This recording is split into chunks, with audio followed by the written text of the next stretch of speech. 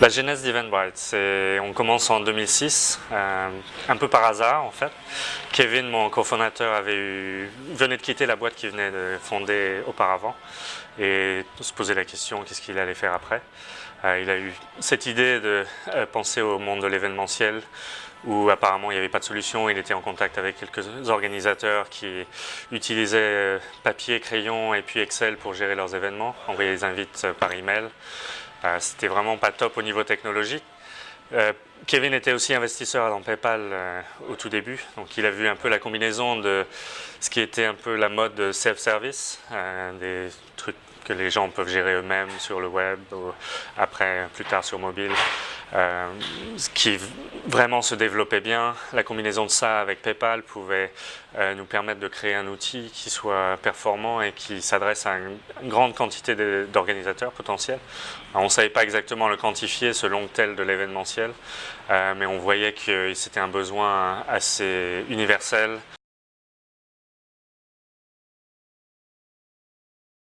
Pendant les 2 premières années, j'étais presque le seul ingénieur. On embauchait quelques contracteurs de par-ci par-là, mais c'était vraiment plutôt ma responsabilité de faire évoluer le produit, mettre sûr qu'il marche. Donc 24 heures sur 24, être en permanence disponible pour réparer les choses, ça fait partie de la vie de la start-up au début. Et bon, c'était excitant. J'ai vu un peu toutes les évolutions. On est passé de 1 serveur à 10 serveurs assez vite, et ça c'était assez enrichissant comme expérience.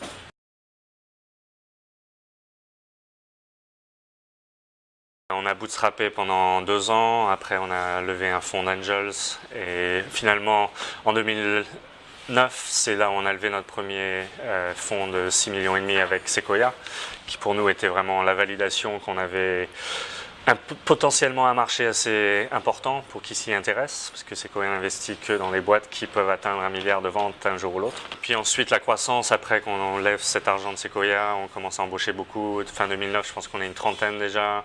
2010, on doit être 80. 2011, 100 et quelques, 150 je crois.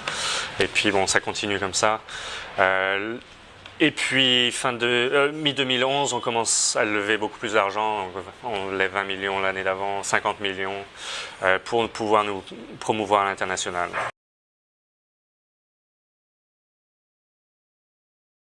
Jusqu'à présent, on a eu 1,5 million d'événements qui sont organisés sur notre plateforme. Cette année, on va sans doute atteindre le $1 milliard de vente de billets.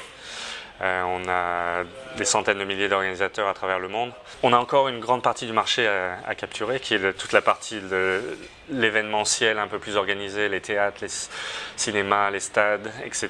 Donc ça, c'est quelque chose sur lequel on travaille cette année. On a aussi beaucoup de projets. Attaquer des verticaux un peu plus précis qui ont des besoins un peu différents des autres.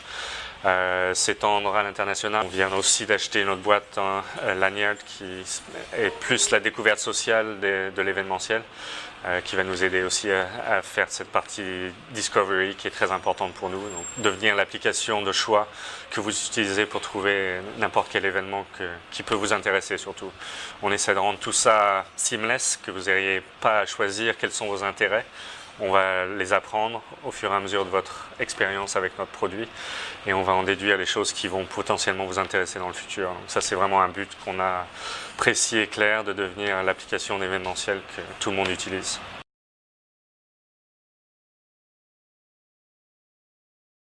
On en a eu plein qu'on a dû résoudre créativement pour être... Par exemple ? Quand on n'était qu'une dizaine, on a eu quelques énormes événements qui sont organisés sur notre plateforme sans qu'on le sache. Par exemple, le président Obama venait à Georgetown et ils avaient eu l'idée géniale de faire une loterie pour avoir des billets pour pouvoir le voir. Donc, toute la ville de Georgetown s'est mise en ligne et est venue sur notre site et bien sûr, on n'était pas prêt pour ça, on ne savait pas qu'ils allaient le faire.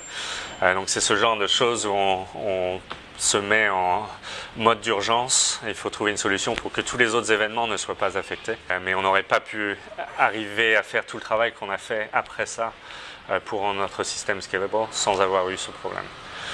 Et puis aussi, comment faire évoluer une entreprise de 3 personnes à 250 personnes comme maintenant.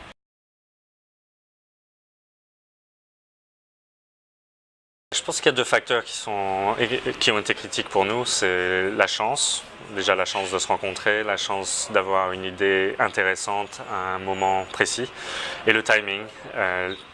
Non seulement on a eu cette idée avant que n'importe qui d'autre l'ait, mais aussi on a bénéficié de pas mal d'évolutions technologiques dans les années qui ont suivi, notamment les réseaux sociaux, le mobile, Big Data. Le mobile par exemple nous a permis de créer des applications dédiées qui remplacent tous les scanners qu'il y avait avant pour gérer les entrées par exemple. Ça c'est une économie de coût pour les organisateurs, c'est une facilité d'utilisation, il suffit de télécharger l'application sur le App Store et voilà, on n'a rien besoin d'autre. On a son téléphone déjà dans sa poche, donc c'est toutes ces évolutions combinées avec une idée forte qui répondait aux besoins d'un gros marché, tout ça aligné qui a fait je pense notre succès sur le long terme.